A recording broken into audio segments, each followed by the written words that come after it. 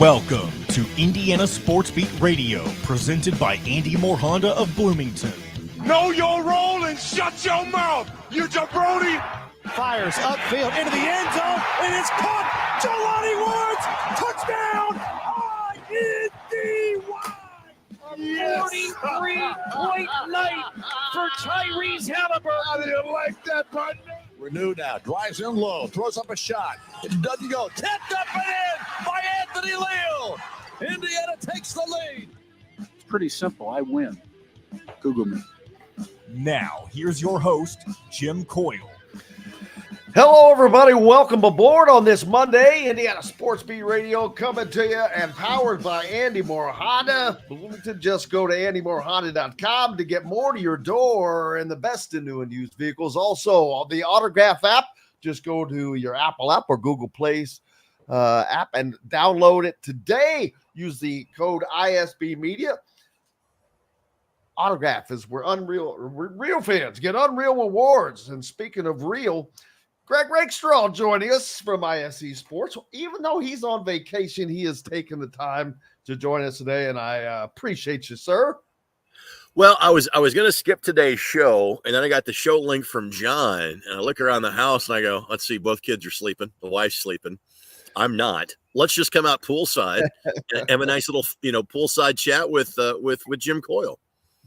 I appreciate it, man. Great day. I know that you're up north, so hopefully it gets cooler up there. Although the heat, what do they call it? The heat dome that we were in was covering all of that area. As a matter of fact, I used Michigan as an example last week, and I'm like, damn, I went all the way to Grand Rapids, and it was still 90-something degrees. It was crazy.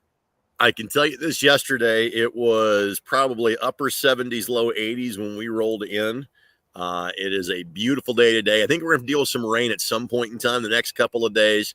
But the most important thing is, Jim, I'm not working, or at least not working substantially. And again, I love my job.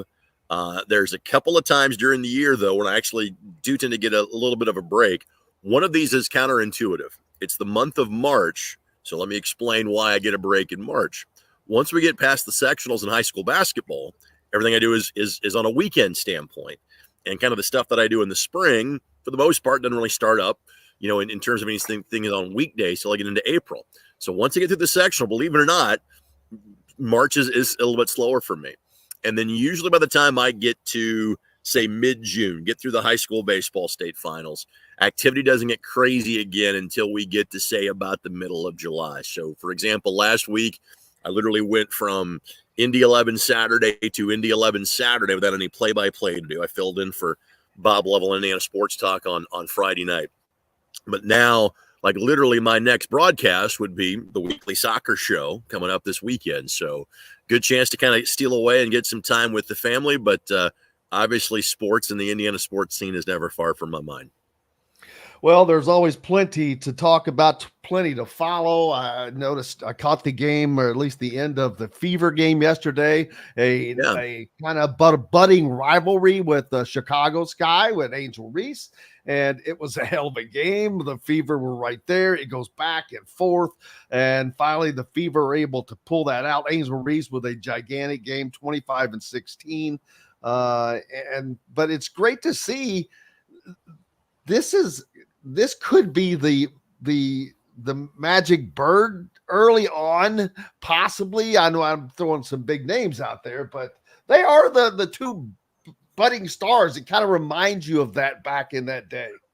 Well, here's, I actually had the game on poolside yesterday because literally we got here right as that game was tipping off. And so once we all kind of got settled and everybody got into pool, I'm like, all right, I'll pull up the game and just kind of listen to it in the background. And the Fever have never been appointment viewing for me. And I think a lot of people probably would say that exact same thing until just now. The historical names that I have been kind of throwing around on the Fever standpoint are more about the two teammates, more about the back-to-back number one picks in terms of Aaliyah Boston and Caitlin Clark. And what I keep coming back to watching those two play off of each other, I'm like, are we seeing the modern day version of Stockton to Malone? Is that what this is going to turn into for the Indiana Fever? in terms of having one of the best centers in the game. And again, we think of Caitlin Clark as a shooter. I think it's really her passing skills that are going to be the thing that separates her. I think she had 13, I want to say, in yesterday's, in that loss. And obviously disappointing to see them, give up a 12-point lead late with the Sky kind of taking a big run. As much as Caitlin Clark would like to downplay, I think that's her natural incarnation is to deflect things. That is a massive rivalry because those two have history from the Final Four in 2023. And again, you want to make the Magic Bird reference? There you go. The rivalry started in the Final Four of the national championship game and continued on to the pros. And that's what you have now. Not to mention the geographic rivalry where their fans, if they can get tickets, can come down to watch their team play. Jim, the average ticket price for that game at Wintrust, which is where DePaul plays in downtown, 10,000 seat building. Average ticket price yesterday was $351 to watch that game.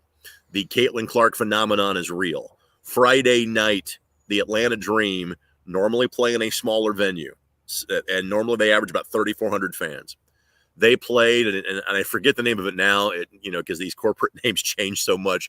It's Phillips Arena. It's where the Hawks play. It's where the Thrashers played, downtown next to CNN Center. I'm sure you've been there and know it well. The Dream set a franchise record. They drew 17,500 to watch the Indiana Fever. And I'm not sure if you caught the line that Caitlin said in the press conference. I thought it was really good, and your audience will appreciate this. On Friday night, after the game, she goes, I'm used to seeing, full houses when I play, but I'm lucky enough that a lot of times they're not exactly cheering against me. She goes, with one notable exception, Bloomington, because the IU fans are crazy. And she meant that as a compliment. And obviously IU fans tend to like her a little bit more now, that she plays for the Indiana Fever. So the other thing that hit me, because even though I'm not an active talk show host, I always think like one, I'm going to talk about this when I get in a situation. Well, you're everything else. And Jim, the thing that hit me is that Caitlin Clark's going to be the best player in the WNBA within a year or two. She's not there now. I think she will be at some point in time. And we in Indiana have the chance to witness greatness on a nightly or game-by-game basis. And for all of the greats that we have had from a professional sports standpoint, there's maybe one that you say, we had a chance to watch the best in his or her craft during the time they were playing. And that would be Peyton Manning. And that would be a 7 to 8 year run that we got to see Peyton. The smaller markets tend not to get that. We have a chance to have that. And so for those that even might be wondering, wait a minute, why are these two middle-aged dudes talking about women's basketball off the start of a show at the end of June? That's the reason why. This pop culture phenomenon, who I think has the substance to back it up, I think is going to be the best player in her sport within the next year or two, could call Indiana home for the next 10 to 15 years. That's why this is so special. And folks, I hope you're starting to appreciate it. Yeah, and having the teammate, the two number one picks on this team, man, you talk about the ability to grow. They're right. Probably one trade away, one good trade, and I don't mean one person. Maybe it's two. Sure. I don't know. The Celtics were able to get Parrish and McHale off of one trade. Of course, that's, maybe they can pull a Jimmy Johnson and trade what was the running back, Herschel Walker. What did he get? Right. Like 80 freaking guys in that trade? The Cowboys? The 1 for 8 deal. Yes, sir. Yes. I mean, that was the bulk of their Super Bowl run. That's what started their runs in the 90s. It was crazy, but they're just, and it seems like a little bit of the pressure off of has been relieved off of Christy's sides a little bit too. She was really under the gun there for a minute.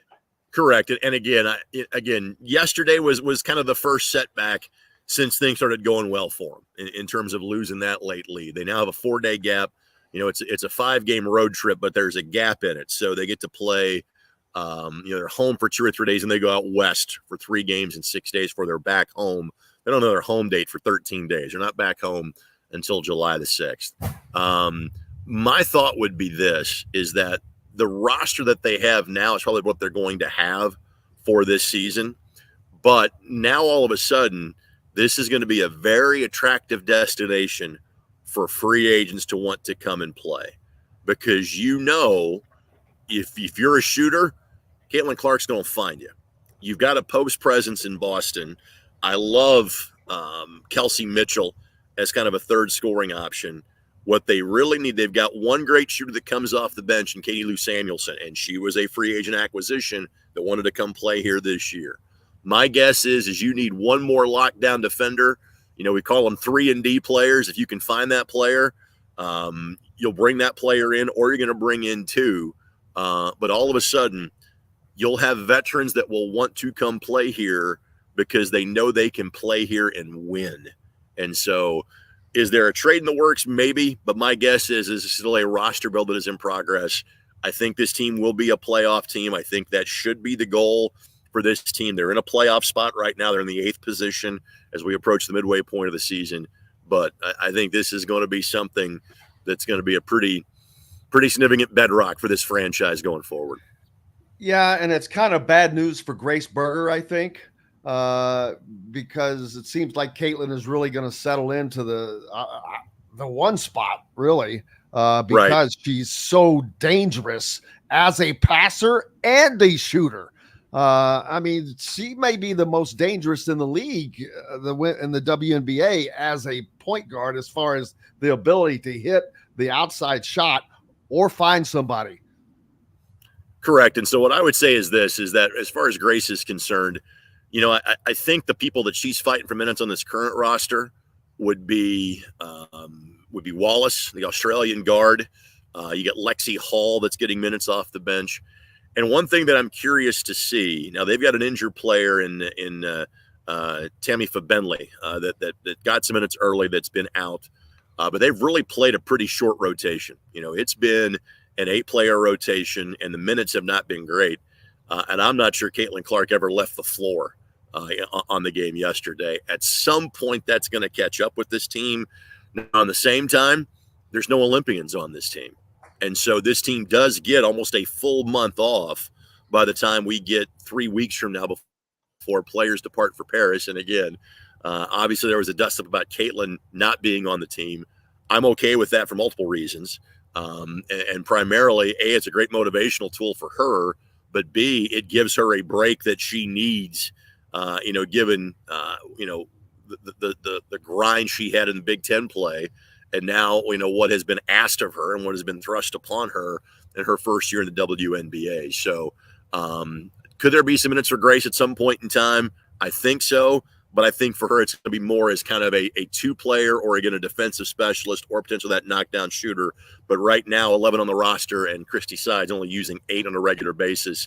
And even those players on the bench, frankly, aren't getting the minutes maybe they had hoped for, the ones that are in the rotation in terms of Erica Wheeler, Katie Lou Samuelson, and Lexi Hall. Also this weekend, a big event, the Charlie Hughes high school event, man. Jeffersonville, my man Sharon Wilkerson. I've been touting him for a year that he is an unbelievable coach. What he is doing at Jeffersonville is awesome. He's in his 3rd season there, and there's nothing harder than coming home, first of all. But he is doing it, and he's doing it there. And man, you better watch out for Jeffersonville. They go 4-0, but not just 4-0. They defeat Greenfield Central. Some guy named Braylon Mullins plays for them. They defeated Fishers, the defending state champion. They defeated Lawrence North, another high-ranking team with a Xavier Robinson. They defeated Carmel. Enough said. They go 4-0, knocking those teams off. Holy cow. How are they they're not going to be the preseason number 1 now? Well, the preseason number 1 will be Fishers. That's how voters work. You always give it to the defending champ. I'm very impressed by Jeff, and you heard me sing their praises during the year, saying, "Hey, this is going to be a tough team."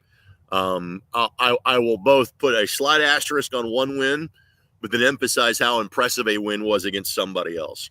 So let me note for Fishers, obviously they lose guys like Keenan Garner, like Taden Metzger, and John Anthony Hall did not play. He was on a college football recruiting visit, so he did not play.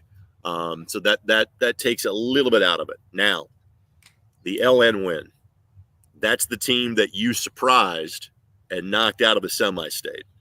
And so if you're the kids from LN, you see your schedule here in this summer game, you're like, wait a minute.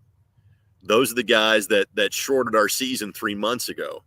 They had to be ready for Bear in that game. So the fact that Jeff won that one, extremely impressive. Now, again, they're going to be one of the best teams in 4A this year, no doubt about it. Singleton, I'm really a big fan of his game. He's a low to mid-major level talent. The Cooper kid, is getting multiple Division I offers now. Douglas is a great role player and plays off of those two guys very well. Sharon's team can have a really special year. I don't think it's a stretch to say they're the best team outside of the Indianapolis area in 4A this year. It would not stun me if they're playing at Gamebridge Fieldhouse. I think they're that good and they're that experienced. And I had the pleasure of seeing Jeff multiple times. Had him in Kokomo and then had both their games in the semi-state at Newcastle. And because of the way things are set up in Kokomo, I'm about 4 or 5 rows off the floor, and I'm kind of right behind the Jeffersonville bench. And I can hear Sharon and what they're calling and the action they're running. And I was very impressed by Sharon with that game against Kokomo, who obviously had Florida Badunga, had 5,000 fans behind him. That game was on December the 23rd. I'm a big fan of Sharon as well. And I know that Mike Broughton very much plays a mentorship role still with Sharon. If you can lean on a guy that you want a state championship with as a player from back in 93, that's a pretty cool thing to do. So, yes, I think this could be a wonderful winter for the Red Devils. And so for all the Southern Indiana folks that are watching, that are listening listen to these two, again, middle-aged dudes from Southern Indiana tell you about it. Okay, go watch the Red Devils. Go to Johnson Arena. Go watch that team play because they've got a chance to accomplish something special this year. Yeah, and I just love how Sharon coaches. I truly do, and he's put in he's made his bones. He's been around. He's had the jobs. He's had the small jobs. He went from Madison Shaw to Madison to Jefferson. So he hasn't. Nothing has been given to him. He didn't step into some role. He has climbed the ladder. Well, if you look at his overall record, it's not overly impressive, but you did a good job of explaining it. At Madison Shaw, you get to 500, you've done a heck of a job. Logansport has historically struggled, so much to the point they have left the North Central Conference. They're now playing much smaller schools kind of around them. He was at Heron in Indianapolis. They don't even have their own gym. So, again, you give him the opportunity at a place he knows. And, again, let's not lie. He's got really good talent, but he's doing a great job of coaching them up. And, again, the overall team result's what's most important. But in a very talented now senior class, guys like Cooper and Singleton are very legitimate Indiana all-star candidates, both of them. And if they have the run I think they're capable of having this year, they both just might make the team. Yeah, we've got the Brickyard coming up, and it's still a few weeks off. But when you get back, we'll be about 3 weeks away from that, or maybe a month. It was 4 weeks as of yesterday. So Brickyard Day is July 21st. I'm not sure, given everything I've got going on July, that I will be out there. Typically, you don't have to have the same level of PA crew for one weekend for NASCAR that you do, for an entire month of May. But if I can find my way out there, I'll figure it out. Greg Rakestraw, enjoy your vacay, brother. But before he comes back, by the way, I want to mention he'll be down in North Carolina from the National Media Relations. What's the actual? I'm a member. National Sports Media Association. There you go. NSMA. He is receiving the Indiana Sportscaster of the Year award. So congratulations, sir. Thank you, buddy. Then we have Don Fisher on during the year. So we got 2 crowns going now, baby. And let me say this. Kyle Nedville also, I think, got it. For writing. Kyle is a sports writer of the year. And Fish is normally the guy that has won this award. And the day that 80, this was like announced 80, back in January, how many times he won it? 86 times? I think 1 million. I think is the official number. One of the first texts I got from a congratulatory standpoint was Fish. So I will join you on the show next Monday. I'll join you from Greensboro, North Carolina. I'll get the award money now to be down there Sunday and Monday. So my world tour of talking to you from various places will continue. This is a bit of an upgrade from the Starbucks at 96th and Lantern a couple of weeks ago. Hey, I had to do one not terribly long ago at a McDonald's in Mooresville because I was on my way, I thought, to see some AAU basketball, but it wasn't Saturday as I had thought. It was still Friday. So got that Always stuff worked out. Always good when you have your days of the week straight, Jim. That's always a good way to start. Yeah, it's a big help. A big help. Greg Rakestraw, enjoy the week, brother. I hope it's quiet and cool up there. It is, buddy. Thanks. I appreciate it. Good talking to you as always. Thank you. Greg Rakestraw from the ISB Sports Network joining us here on Indiana Sports Beat Radio. More coming up with the shot father, Todd Leary, right after this. We'll be right back for more Indiana Sports Beat Radio with Jim Coyle, presented by Andy Moore Honda of Bloomington. In the market. Good day, sir. What's happening? Can you hear me all right? A little bit of road noise, but after coming from Greg, who was up in the middle of nowhere. I don't know. Would I be better off to put my headphones on? You can give it a shot if you want to. You tend to think that my headphones have a drag or a delay or something, so that's why I tried to know. Well, I think they have a thing that doesn't kick in until you start talking. Can you hear me? How is it now? It seems better normal. or worse? So far, Better so or good. worse? I think it's Seems fine. normal. Okay. Cool. Seems normal.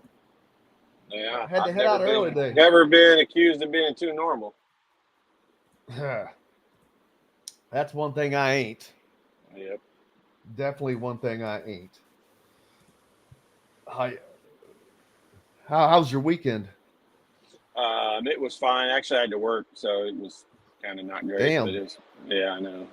It got a busy 2 weeks, like last week and this week, and then Why 2 this time days of out year? of next week. It's random out of nowhere. Like, we just picked up this extra job thing to be able to do. So I have to be in Greenwood every day of the week between 2 and 8. So the normal stuff that I do, which this is my busy week, I got to get everything done in time to be in Greenwood by 2 o'clock, which, everything down here is an hour different. So I have to leave at like 4 in the morning to get this stuff done so that I could be in Greenwood and then turn around and do it again tomorrow morning. It's a nightmare.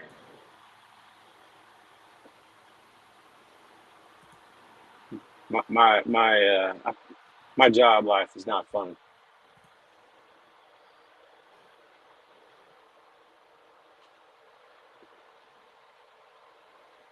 Can you still hear me? Huh? Do you hear him? Okay. Oh yeah. Everything yeah, went yeah, quiet. yeah. Everything went quiet. Oh, I'm sorry. I'm just reading. No. Like you weren't moving. Like maybe you were just still. I think I was. I thought just everything was staring. stuck. Yeah, no, you're good.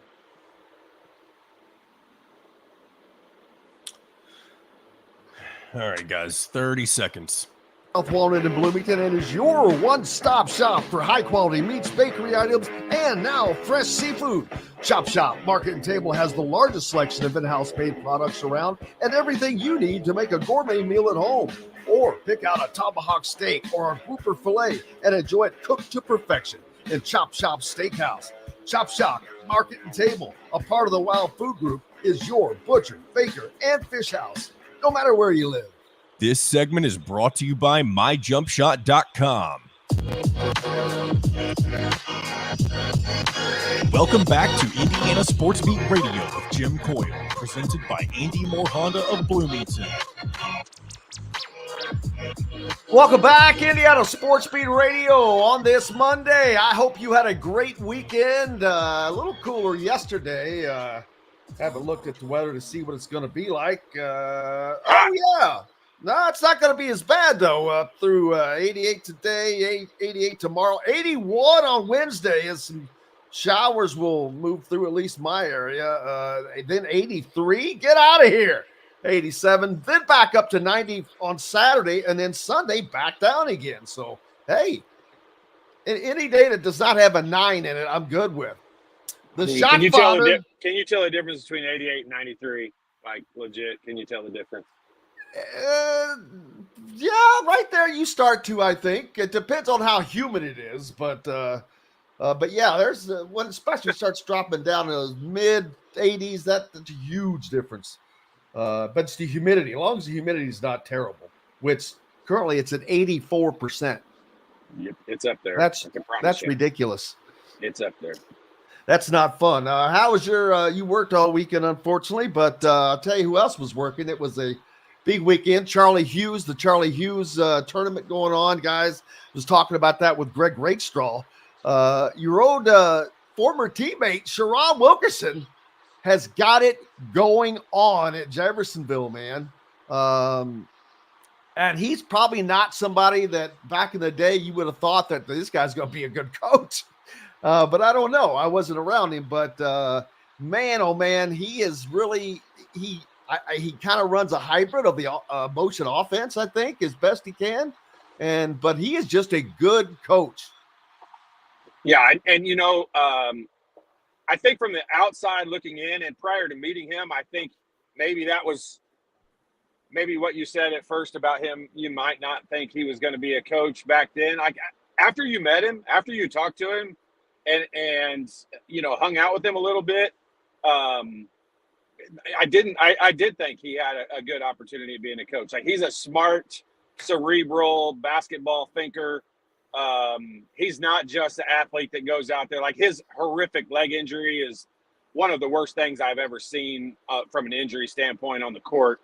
And so that derailed a lot of his playing stuff, but he was always a smart player / you could tell he was thinking the game through. He is actually a perfect guy, I think, to be in the situation that he's in, mentoring kids. You know, obviously I'm on the side of giving people second, third, fifth chances, whatever they need. People mature in life at different times. Some of us or some of other people do it a lot sooner than some of us, thank goodness. But Sharon's a good dude, and he's going to be a guy that kids love to play for. He's going to be fair. He's going to be honest, and he's going to prepare. I think that probably the biggest asset I think he's going to have is he's going to prepare kids for development and getting better. Like I know at that level you have to win. Like you got to win in order to keep your job. I get it. I do understand that. But I also think that, you know, the reason, in my opinion, why AAU basketball has taken over high school basketball is because AAU is about the player development. And high school basketball, there's a coach with a job that gets paid money, and he's got to win in order to keep that job. So there's other factors involved in it. AAU is straight up kids trying to get better and improve themselves. And so I think Sharon's a pretty good hybrid for that in high school basketball terms of being able to, you know, get these kids to develop and win at that level. Yeah, and it's not that I'm fully confident that he could continue to move up if he wanted to. I don't know that he wants to go into college coaching. I'm going to ask him at the next time he's on because I know that's a whole different deal. It's a whole different lifestyle. And a lot of times, though, it's something that you have to kind of get into that grind and start being a part of, getting this job and moving on to this job and yada, yada. Yeah, but there are very, very few. Like we can count them on one hand. The Jack Keefers of the world, you know, Bill Green back in the day. I mean, Bloomington South's coach, like all of those guys, they're kind of lifers, and that's what. Thank goodness that they are. Yeah. Like, thank goodness those guys are the way that they were. And not really looking for that next step up opportunity. but that's rare. It's extremely rare because I think Sharon would jump at the opportunity to go coach at the college level, and I think he would be fantastic at it. And I think most coaches are that way. There are, even nowadays, there are fewer than there were back then, back in my day of coaches that would stick around and be lifelong high school mentors type coaches. And I don't blame, like, the money is just astronomical when you get to the level of coaching in college. And so I think Sharon's definitely a guy that this is a stepping stone, and he will be at a college level at some point. Well, and I think he'll do a good job of that as well. And I do too. I look forward to that. And I can't wait to talk to him more. He's been on multiple times, and I've already reached out to him. I knew that they were going to be good, but I didn't know they were going to be this good over the weekend. I'm not sure if you heard, but they beat Greenfield Central with Braylon Mullins. Fishers, who is the defending state champion, your old school at Lawrence North that has a Xavier Robinson, who is a star, and Carmel. That is not, as you would say, a Southern Indiana schedule. No, it's not. You are exactly right. And this always comes across negative, and I don't mean it this way in this particular case.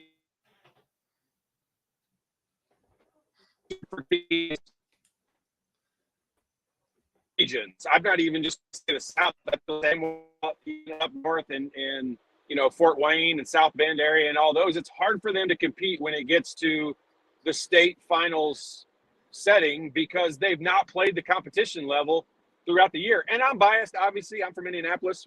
I felt like we played a great schedule every year, and almost good teams every weekend. And I just that's factual. That's not the case the majority of the years for teams that are from smaller areas. And I'm not ripping them. There's nothing it is what it is. About it. Yeah, it's like teams playing in conferences that they're, like Gonzaga playing in their conference. I mean, they beat the heck out of everybody in their conference, but when it gets to the NCAA tournament, yeah, they do well, but do they win it?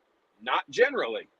And so I feel like it's kind of a parallel situation in that. But when you can go at this point in the year and beat the roster of teams you just said, you obviously have a team that's going to compete at a really high level all year long.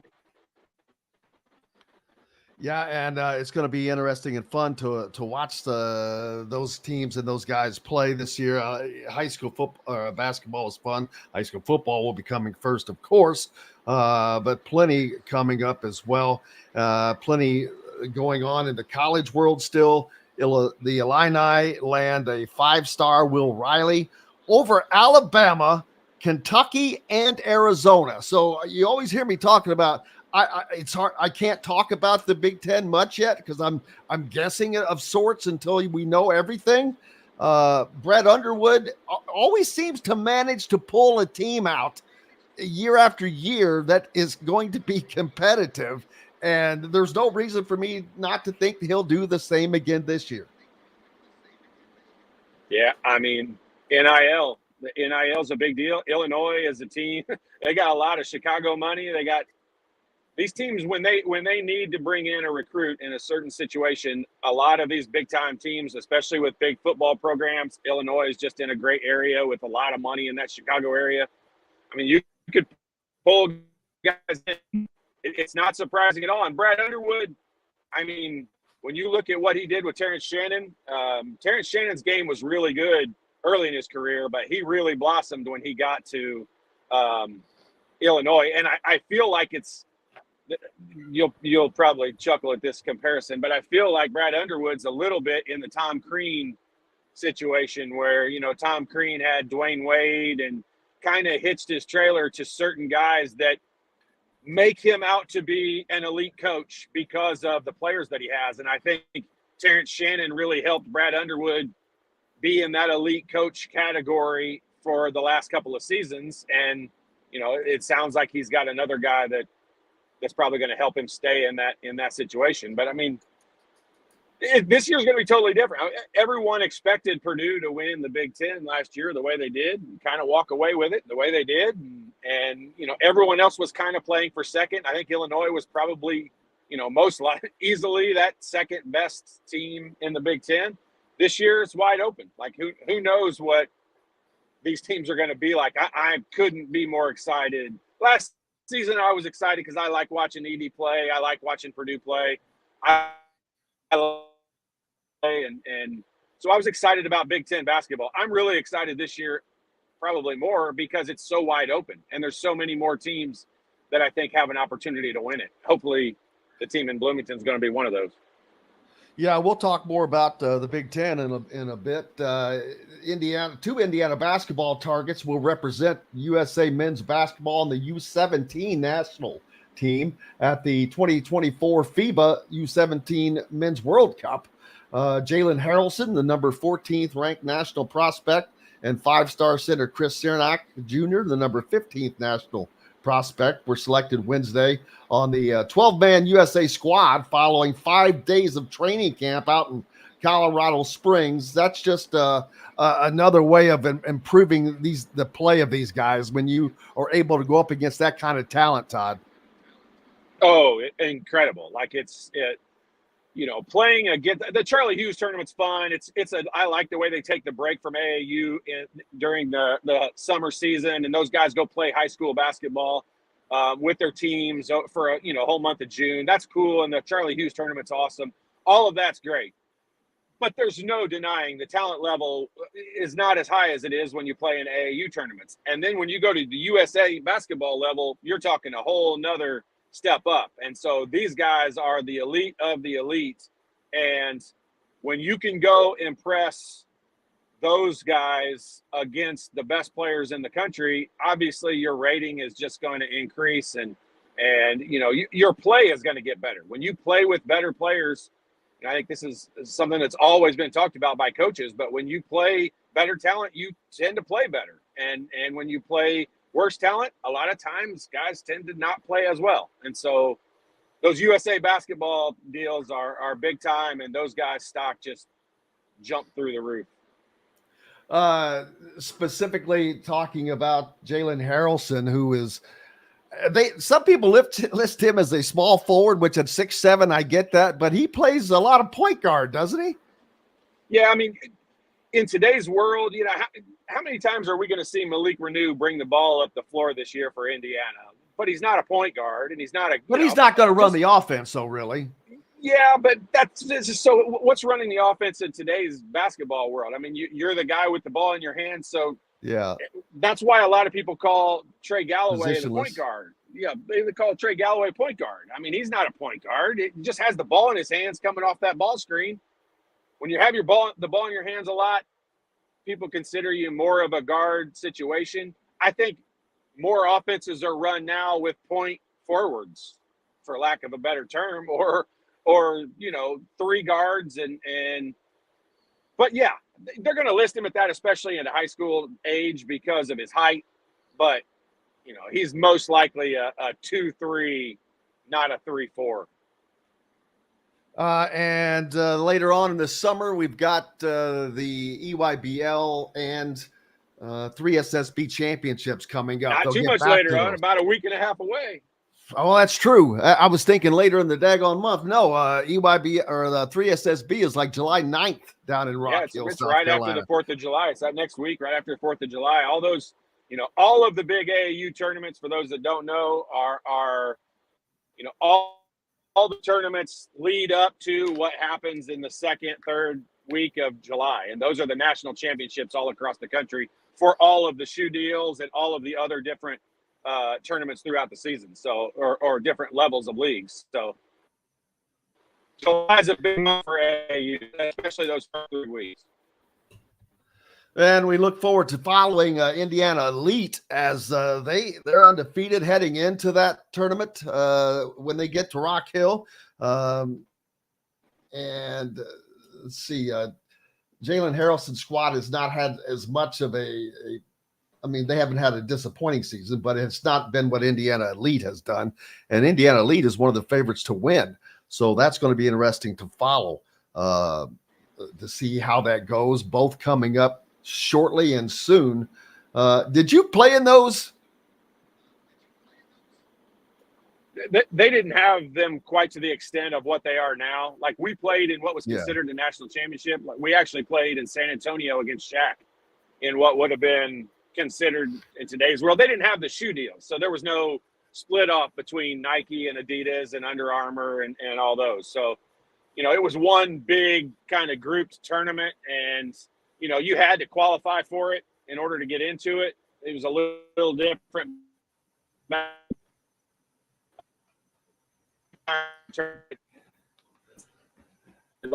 Final of another year. They did change it. We've got to take a quick break every time we played, so that was fun. Hey, that's always fun. Beat him all the way through college as well. Not a lot of people can say that. As a matter of fact, very few people can probably say that. The Todd father, the shot father, Todd Leary, with us right now here on Indiana Sports Beat Radio. More coming up, brought to you by Cheryl Sizemore and Remax Realty. For those in the need of a home in the Indianapolis area, you need Cheryl Sizemore, and her 2 decades of experience could be the difference between getting the home you want and not. Reach out to her, Cheryl, at IndyHomePros.com. Be glad you did not play in the Bybor golf outing with me last Thursday. That was like playing in the Sahara Desert. It just wiped me out. But we'll be back with more right after this. We'll be right back for more Indiana Sports Beat Radio with Jim Coyle, presented by Andy Moore Honda of Bloomington. If you're looking for a home, oh my God, it was so hot out there. Was it? Where'd you play at? The links at something crossing, Harrods Crossing, Heartland Crossing. Up in Mooresville. Yeah, I didn't even know that course still existed. Oh yeah. Hey, have you ever played Hickory Stick? I think it's called Hickory Stick in Greenwood. Nope. I've never even heard of it. I've never even driven by it. But going up there to this job thing, I drive by it. It looks really nice. It looks like Prairie View, where it's like link style, but I can only see like a hole or two. And I'm gonna call Fish. He lives right across. Was I breaking up? Sorry. A little bit right now. Where are you traveling? I'm in Illinois. Vernon, Illinois. Oh, down in the southern part. John,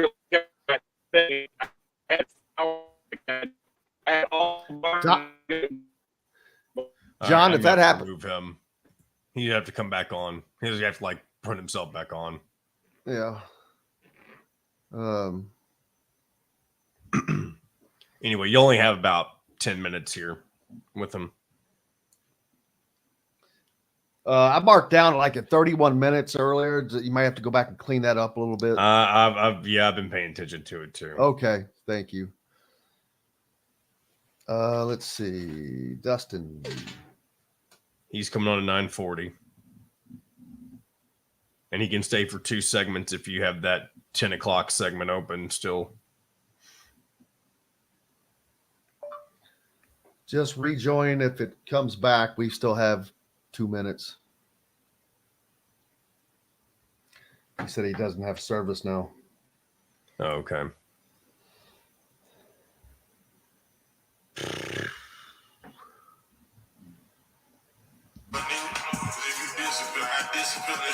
What is that? Hey, watch out. I don't want to get copyrighted for that. I mean, not that it was only a couple seconds, but just be careful when those things play out loud. What the hell was that? All right, here we go. Well, nobody beats the prices and selection of Andy Moore Honda in Bloomington. Right now, get a brand new Honda with no payments for 90 days. That's right, 2023 and 2024 Honda Pilots, HRVs, CRVs, Honda Ridgelines, payment-free for 90 days. Or get 0.9% APR financing for 36 months on a 2023 Honda Ridgeline. Go to AndyMooreHonda.com and get more to your door. This segment is brought to you by Freethink Apparel.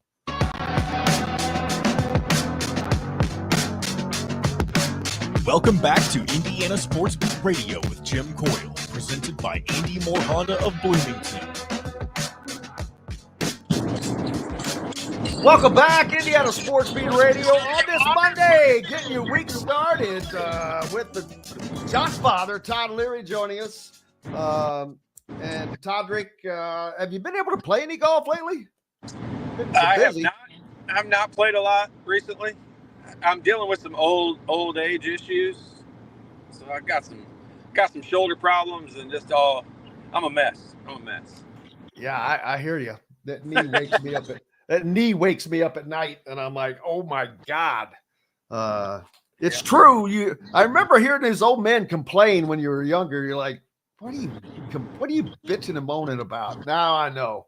I know. I had a buddy that was like 40 years old when I was in high school, just graduated from IU, and I was like 25, and he was like 40.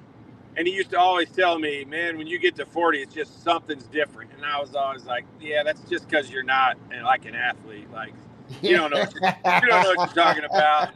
And it's like a light switch. At the age of 40, you just wake up every day and start and look around and see what hurts today and what I got to deal with today, and then deal with that, and then wake up tomorrow and deal with something different. Yeah, the eyes were the first to go for me, or start to go. Without question. Man, you want to hear a crazy stat, crazy story? Absolutely. I had that when I was in college, I never wore contacts or had glasses all the way through high school. When I got to college, I took an eye exam and it showed I needed contacts or glasses. And I had the same prescription that I have today, which I can't see anything if I don't have my contacts or glasses on today. And I never played a single game in college with my contacts in. I couldn't wear them. I couldn't get them to stay in. I couldn't get them in my eyes. So I think I could have been a better shooter had I been able to see the rim, but I couldn't see, and I couldn't wear contacts. Rough. Terrible excuse. No, that's perfect. Braylon Mullins, one of the kids whose recruitment has skyrocketed. He is one of the he's a high-ranking 4-star now. He'll have trips to UConn, to North Carolina, to Kansas, and of course, one of Indiana's top recruits to land. But this is a guy has seen his recruiting just skyrocket over the course of 1 month. Yeah, I mean, this summer has been it's probably one of the fastest, moves up the ranking scale that you'll see in a while. And that's probably a lot partially because he was underrated to start.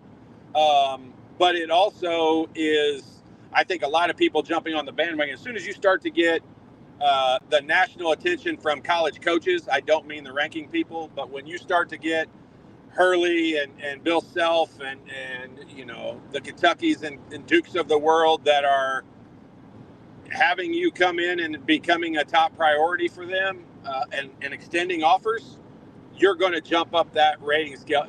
But again, it goes back to what I say every year. The reason it's rated so low is part of the reason why the people who do the ranking are not that great at what they do. He should have never been that low. Yeah, he's skyrocketed up, and he's deserved all of it, but I don't think he deserved to be as low as he was to start with either. Well, no, and then you take a guy like Trent Sisley, he rises in the rivals rankings, but he dropped, I think, in the 247, which makes absolutely no sense. Yeah, well, when you're going to have guys move up like Mullins, and that, like, somebody's got to slide down in order for people to go jump up as far as a guy like him have. But it also is one of those things. If Sicily had been rated 200 to start the summer, I think he would have skyrocketed all the way up into the 30s probably as well. But I think people expected more out of him because he was more highly rated. He got a lot more publicity and attention earlier in his career and offers earlier on. So now it's almost like he's got to grow 4 inches or shoot 95% from the 3-point line in order to wow people because they expect a lot out of him. So, it's two different paths to get to be where these guys are at. And they're both, if you go watch their AAU team play, I know you talked about it earlier, and they are a fun group to watch play. If you can't get to South Carolina and watch them in that tournament, try to get the live feed of it, because they're a fun AAU group to watch, and hopefully, you know, those two guys get attached to coming to Bloomington and bring Moreno with them, because that would be quite the trio to have on your squad. Hey, when is the Dizzy Runs? Kyle Guy Dizzy Runs. Is that coming up this weekend? I'm not sure. Probably. That's a wild deal. What's that? I said that's kind of a wild deal. You can see pros in this. You see college guys in this, depending on who can play. And but Kyle Guy started this back in 2021, I think. Yeah, no, it's a cool experience and thing to do. Like I get why he does it. It's neat. It's it's just another good opportunity to see good basketball. And Kyle Guy is, you know, that dude was so much fun to watch. I enjoyed him so much, both in high school and in college. I wish he'd have gotten a better situation in the pros, because I think he's a guy that had a chance of playing for a long time if he would have gotten hooked up with the right NBA program. What's the story between the reason that he did not end up at Indiana? He didn't get recruited. I mean, he had very few. I thought Tom Crean did something to screw the deal up. Well, it was just so late. Like everyone was so late to the party with that. Like he did not have very many options of where to go until his senior year. Like he blew up his senior year. And it wasn't just then. He had some interest prior to that, but not the big schools. And therefore, when IU jumped into it really late, and at that point, I think people had already been so far down the road that it was just too late for him to go to Indiana or something like that. But boy, would he have been! That to me is a selling point to staying in the state of Indiana and playing at IU or Purdue or Notre Dame or Butler or Indiana State or Evansville. But because if you're going to come back and live in Indiana, like he's coming back and doing this game and he runs his AAU program and that stuff, if you're going to do that, you almost have to stay in the state of Indiana and play college basketball, because your name just sticks around. Kyle Guy would be a much more sought after program to be a part of if he had gone to Indiana or Purdue or Notre Dame or somewhere like that. That's just my opinion, but I think it's pretty true. No, it makes absolute perfect sense. That's but that's not really his fault. He would have I think, loved to have gone to Indiana. I'm not going to put words in his mouth, but I know in talking to him and his dad when he was in high school at Lawrence Central, like I know that they definitely wanted some interest from Indiana and they just weren't getting it. Which is a little bit more than shocking. Yeah, but you know, we give Matt Painter, and I love Matt Painter. He's one of my favorite people on the planet. We give him a ton of credit for his recruiting prowess. But I mean, they weren't high on early on. Later on, I think they wanted him, but early on, no one really was. Ryan Klein was kind of in that same category. I mean, Ryan Klein had no Division I offers really before Purdue. I mean, Belmont jumped in and all that, but guys just were not that recruited. Nowadays, Braylon Mullins is a good example. I think he would kind of be in that same category if this was 6, 7, 8 years ago. But shooting has become such a high priority. Teams are starting to build themselves in college the way that they do in the NBA, where you've got to just spread shooters out. And you got to have guys that can create, get to the basket. You get one big guy in there that can rim protect or throw lobs to. And then you got to have people you can spray the ball to. And I think that's why IU has struggled for the last few years, because it's not been a priority. Hopefully this new roster makeup and squad for Indiana is people that can't shoot the ball. But that's why I think the guys like Kyle Guy and those Ryan Klein were not as highly recruited, because shooting wasn't valued as much as it is in today's recruiting. Yeah. So we've got just like 1 minute left, but who are your top 3 Big Ten teams this year? Woo, boy, that's hard to jump out on right now. But I mean, I think you're going to have to include Purdue up there because of their experience level. They're going to have by far the most experience. So many guys that have played so many minutes. So you're going to put them up there. I'm going to be a homer and put IU up there, and I'm going to make it real easy. And I'm going to go with Coach, and I'm going to say Michigan State's going to be back up there. I think Tom Izzo has to be making a run in his last few years of coaching, and I think we'll see Tom Izzo make a little run here towards the end of his career before he bows out. I do not doubt you. I mean, he is someone. It's hard to doubt Tom Izzo. It's not me. He's a competitor. He's just as much a competitor today as he was whenever. Yeah. I mean, probably still more. fighting. He probably wants to win more just because he's had the taste of it for so long, and now, they've struggled a little bit from their terms, and so I think he probably would really love to win big for a year or two, and then adios amigos. Well, brother, enjoy it.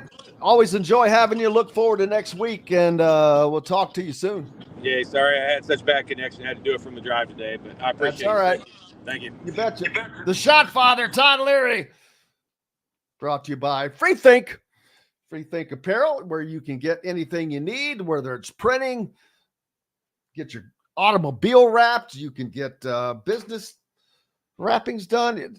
It's the amount of the things that they can do is crazy. Just go to freethinkapparel.com and get that taken care of. Also, the Shot Father there, myjumpshot.com. If you know anyone that needs help with working on their shot and basketball fundamentals, basically. And I'm not talking about dribbling. I'm talking about next level stuff. We're back with more right after this. We'll be right back for more Indiana Sports Beat Radio with Jim Coyle, presented by Andy Moore Honda of Bloomington. In the market.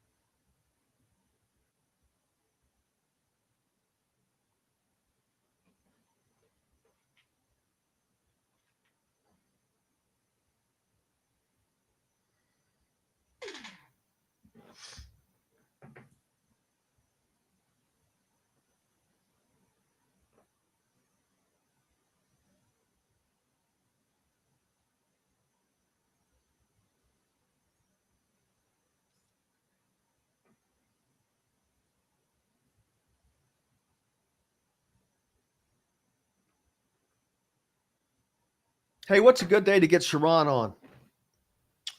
Let me see here. If he wants to do tomorrow, he could do tomorrow at 9:50. We're going to pull on Dustin. Good morning, sir. Good morning, guys. How are you? Good. Where are you joining us from on this lovely Monday? This would be my back porch. Okay. It looks pretty fancier than comfy. it's an egg chair, but it looks like I'm surrounded by bamboo. Yeah. Just need a couple of Gilligan's Island natives to spawn you. Exactly. You got to work on that. How was your weekend, sir? Well, it's good. We were on vacation last week. We went to Paris and Barcelona. Oh, wow. Very nice. Very nice. Yeah, I know. I've never been. That's not a usual thing. It feels Did you run into decadent. Matt Jones? He's been on a 2-month sabbatical in Europe as well. Who's that? I said, did you run into Matt Jones? He's been on a 2-month sabbatical as well in Europe. I did not. He's been there for 2 months. Really? Wow. He's still there. Yeah. It's been since it was the beginning of June into the end of July, which is kind of nuts. I don't have this life that you all have. I mean, Oh, here we go, guys. 10 seconds. Here we go. State for additional information, 812-583-0919, or go to mystonecrestliving.com. That's mystonecrestliving.com for more details. This segment is brought to you by Hoosier Hanks East. Welcome back to Indiana Sports Beat Radio with Jim Coyle, presented by Andy Moore Honda of Bloomington. Welcome back, Indiana Sports Beat Radio. Jim Coyle with you as always here on this Monday, brought to you by Hoosier Hanks East, located in Bloomington. If you're down visiting a game or in town, whatever, always here, stop by. They've got the best in pizza, Stroms, all kinds of Mac Bowls. Great place to watch a game as well.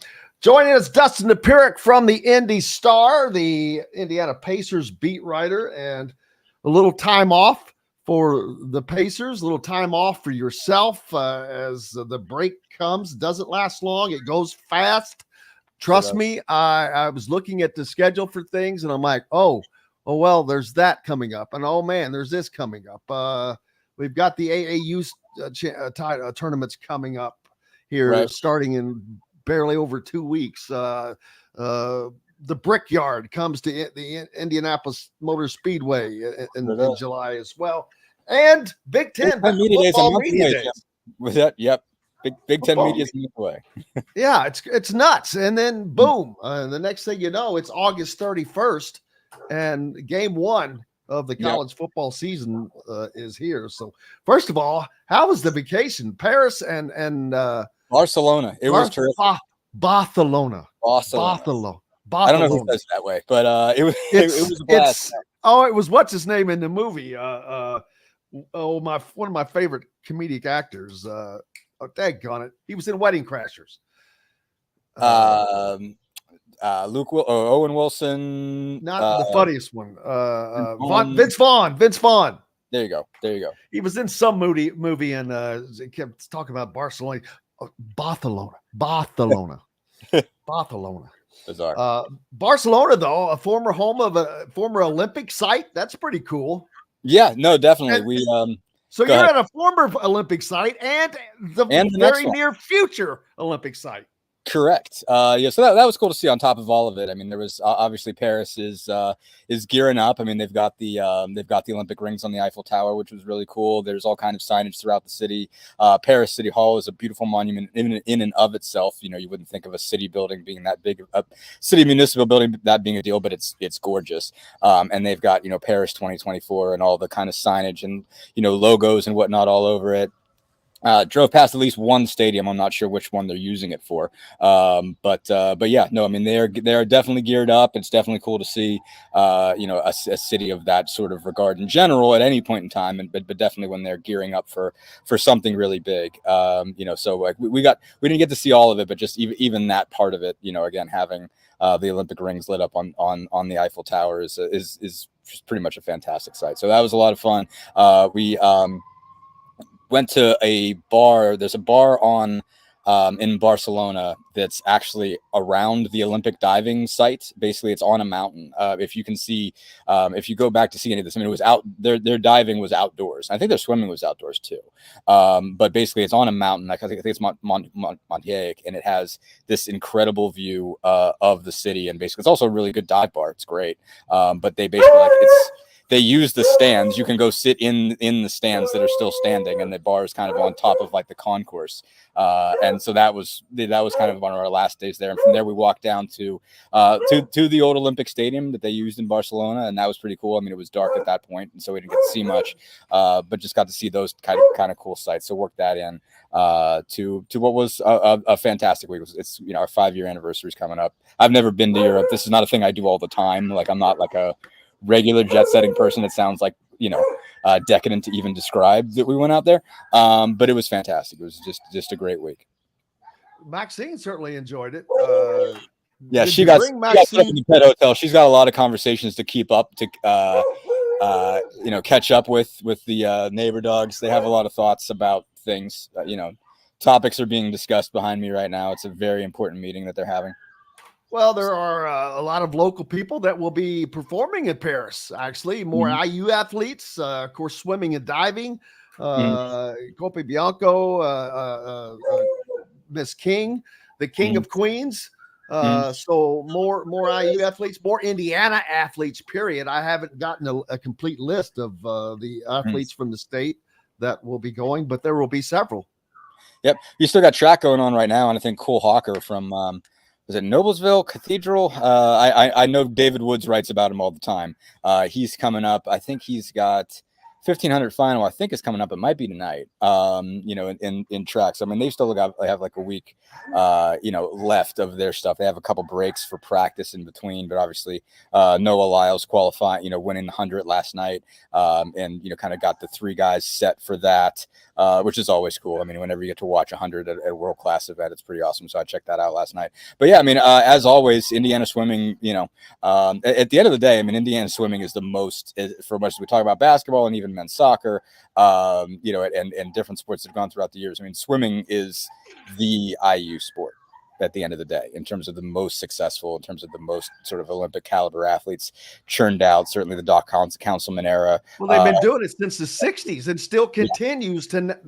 I mean, what are we talking about? How many decades? 12, 13, 14 decades? I mean, yeah, that's a lot, man. We're talking 50, 60 years that they've been this. There was obviously a little bit of a lull in between, and they're not the overwhelming superpower that they were, in the Mark Spitz era, but still churning out a bunch of them, on an annual basis. And obviously Lily King has taken her, basically has put herself in sort of the pantheon of IU swimmers. I imagine she's the best, women's swimmer of, in Indiana history. And that she's right up there, obviously, with Mark Spitz in terms of overall international success. So just incredible what that crew continues to do. I haven't looked at the whole list of qualifiers yet, but I did see Capobianco's name on there, the diver, and Lily, obviously, and there's a bunch more going. So I'm not sure how big the crew is.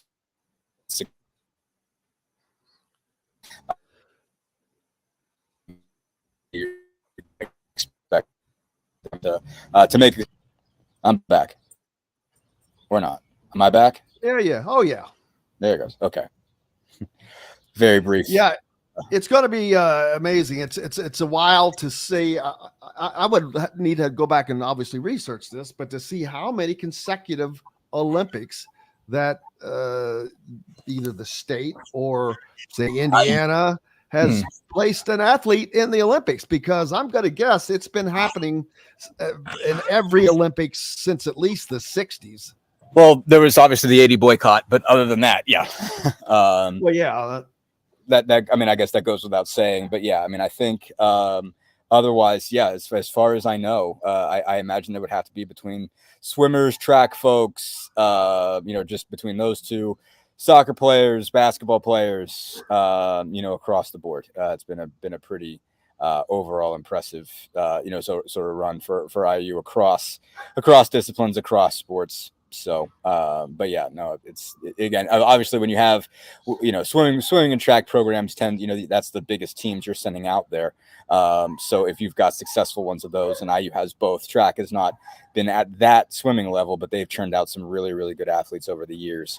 And so I remember, Derek Druin was a guy on the Canadian team that I covered, basically when I was out there, and he won a gold medal, for Canada. Obviously he was from Ontario, and he was a spectacular, athlete to cover. So between those two teams, they've covered a lot. And you still have the soccer players and everybody else. So you got to expect there's going to be a pretty significant group up there.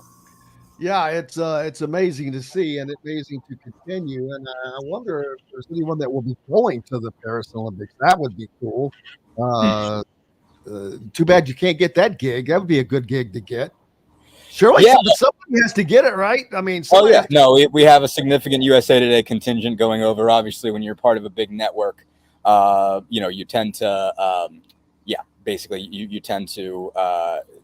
It's determined from on high, and you generally have to be covering in some ways Olympic sports. Basically, and I wouldn't be surprised. I don't know if we might be sending David Woods. We've sent David Woods several years, and now he's doing freelance for us again, and stuff, as you're obviously starting to see his name back with an Indy Star byline. I don't. There's technicalities as far as how that works out, but it's great to have Woods be in some way a part of the group by now. So I don't know if they're sending him or not. But yeah, I mean, I'm sure we're sending somebody for basketball, probably sending a contingent of, 10, 15, 20 people somewhere in terms of that, in terms of the entire USA Today network. We wouldn't be able to send, I think we might send one person from the Star. I'm not sure. We've sent photographers there in the past. It's certainly a cool gig. They're not going to send me. I know that. I think they would have let me know by now if that was going to be the case. So it would be cool. Obviously, I could go just chase around Tyrese Halliburton for the week, for the 2 weeks, and see how that goes for him. But that's obviously a pretty cool story in and of itself that he's going to be part of that group. But we'll have people, on all of that stuff and chasing all the best stories coming out of Paris for sure. Absolutely. Speaking of the Pacers, I know they've had multiple guys in for workouts this summer. Even Xavier Johnson had a workout there, the former Hoosier. Who were some of the guys that didn't Zach Edey work out for him as well? He did not. Lance Jones worked out. No. So I mean, obviously they don't have a first round pick. So because they traded those away for Pascal Siakam, obviously that paid off. They not only got Siakam, and got 21 a game out of him in both the regular season and the playoffs. He was their leading scorer in the playoffs. And, he is intends to sign a 4-year extension for about $189 million coming up when that becomes official. Obviously, I think July 6th is the first day they can formally sign. Obviously, like June 30th is when the league calendar, kind of tips over, and that's when you see all of the news of all the agreements tends to hit. But this year they were allowed to negotiate with the new CBA. They were allowed to negotiate with your own players earlier. If you have someone who's coming up on free agency, you can start negotiating as soon as the NBA Finals end. You can kind of formally begin those discussions in terms of putting offers on the table and whatnot. So that happened, and since so he's signed, but it cost him something to get him, and that's what it was: is 2 first-round draft picks in this draft, another one in 2026. So they're not picking until number 36. So they obviously have to go in, and they have to operate understanding what that means, and obviously the players have to operate understanding what that means. There's no reason for Zach Edey to come to Indianapolis to work out for a Pacers team that he's going to be in no position to select him. Definitely appears that Edey and Kelly Ware both will be first-round guys. It's a relatively weak draft, so I mean, teams are going to be willing to take chances in ways that they haven't before. It seems like Edey is solidly a top 25 pick. It seems right about the same for Kelly Ware.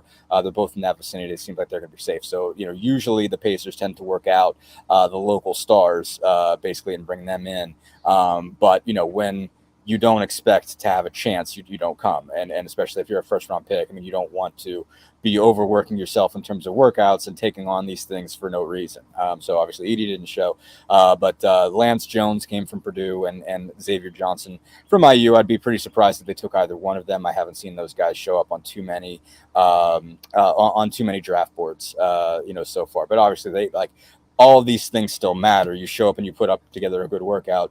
You could get an Exhibit 10, and which leads into a G League contract, and that keeps you in the United States rather than having to start your professional career overseas. Which is helpful. And basically, obviously, a lot of people that have done overseas deals like it, but all the same, it's an adjustment. You have to go over there, and you don't speak the language, and you're not always in the biggest city, and around a whole bunch of tourists and whatnot, where a lot of people have to speak English. Sometimes you're in these smaller towns. I remember Jordan Halls didn't know what to do with himself when he was in Poland. So it's a trip. Yeah. So they might be in good shape, but they're, we'll continue this after the break because John's signaling us, but they are looking for guys that are experienced, high floors, maybe not the highest ceilings. But we can talk about that more after the break in terms of what they're sort of focused on. Well, what is it the Pacers need? They don't need anything, and that's the thing. They don't necessarily have a blatant positional need at this point. Obviously, power forward was their issue last year. They addressed that by getting Obi Toppin and then getting Pascal Siakam. They're set at center. They bring all 5 of their starters are under contract. They certainly have 2 all-stars that are going to be on max deals. So they basically Obi Toppin's the only guy they still kind of have sitting out there as a potential free agent that they have to kind of determine whether they're going to sign him. If they opt not to, they could use somebody else at power forward, but they could also just move Jarris Walker in there and start to get him some minutes. So there's not really a need for that. What I think they're viewing this as is, Ben Shepherd, they drafted him just because they liked what he brought. And, you know, he only played in, I think, 18 of the first 40 games of the season, but then he ended up in the postseason rotation after they traded Bruce Brown, they traded Buddy Hield, and Benedict Mathurin tore his labrum. And so at that point, they needed a wing to play, and Ben Shepherd stepped in and was a really easy plug and play guy as a senior, as a guy who had played 4 years in college. And so that, they view that as really important. Basically, just bringing somebody in that's already played 4 years. Almost everybody, all except one player that they worked out of their 36. They took in, I think there were 29 college guys. No, 30 college guys, and only one of those had not started 3 years in college basketball. So they're looking for somebody that they'd be able to plug and play when necessary, that they can take a lot of DNPs and even spend some time in the G League in the first half of the season, and if they have to make some trades or if somebody gets hurt, that they're available to be able to step in without a hitch, without flinching. I think that's kind of mostly what they're looking for with this is, they know that whoever they're going to take is not going to have an easy path to getting in the rotation. But things happen over the course of an 82-game season, and maybe you only need him for a couple games. Maybe you need him for 10, maybe you need him for 20. And again, in Ben Shepherd's case, he had to be a critical member of the postseason rotation. I think he was 8th in minutes played in the playoffs among bench players across the league. So that's the type of players they're looking for, is guys that they can step in. Jamal Sheed, Tristan Newton, a lot of guys who have been really successful that you don't look at and say, this guy's got a high ceiling, he's going to develop into a superstar. It's more guys that who they are coming out of college. They played 4 or 5 years. You can trust them, and they've got high basketball IQ, and they're going to do what you need. Well, the show's gone to the dogs. Dustin Dopirak with us, brought to you by Boost Fundraising. For those of you that know someone that's in need of a fundraiser, go to boostfundraising.com. We're back with more right after this. We'll be right back for more Indiana Sports Beat Radio with Jim Coyle, presented by Andy Moore Honda of Bloomington. You might have to go back and cover that, John Boy. Sorry about that, guys. So it's just been a day of marking down edits. It's not just you, Dustin, I promise. Well, that's good. Yeah, I guess we've got, I don't know, people walking through the alley, so Maxine's not happy about it.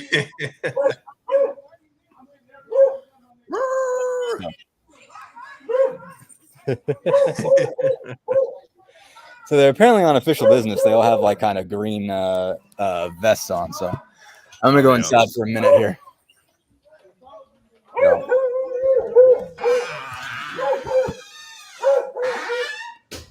Sorry about that.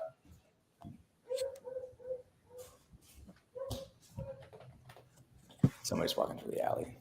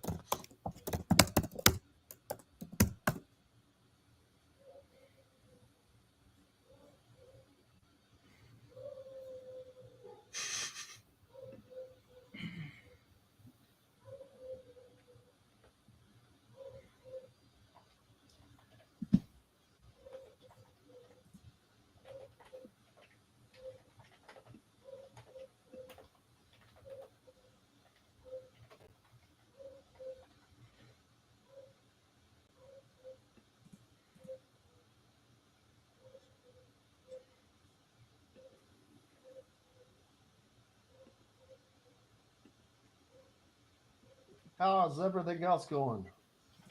How was the vacation? No, it's Morrison's grave. I did not go to that, actually. Jake Query suggested. I did not go to that. I did not either. Have you been to either, Jim? Have you been to Europe? I've been to Paris. Oh yeah, I've been to Paris. I've been to the Netherlands a few times.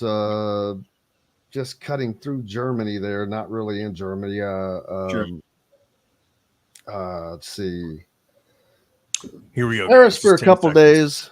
Yeah. Nice. For 36 months on a 2023 Honda Ridgeline. Go to AndyMooreHonda.com and get more to your door. This segment is brought to you by the Fresh Fork in Bloomington. Welcome back to Indiana Sports Beat Radio with Jim Coyle, presented by Andy Moore Honda of Bloomington.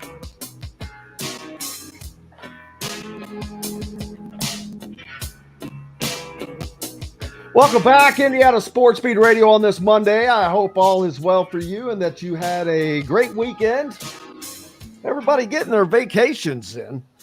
And that will happen throughout the rest of the summer, though, I guess, throughout the remainder of July, which is just around the corner, as today is the 24th, the last week of June. July comes up. Got a lot more stuff coming up. Dustin Dopirak from Indy Star with us now. Dustin, the Brickyard is returning to the oval at the Indianapolis Motor Speedway. I know that NASCAR is not your beast, but and probably not in your wheelhouse necessarily. No, not at all. But, where are we going with this, Jim? Nah, just it's coming up in about a month at the Speedway. So we got another major event there. And I'm trying to think of we got Big Ten football media days that are next month as well. So again, multiple major events coming up in Indianapolis. And this year, the Big Ten football media days will really be big.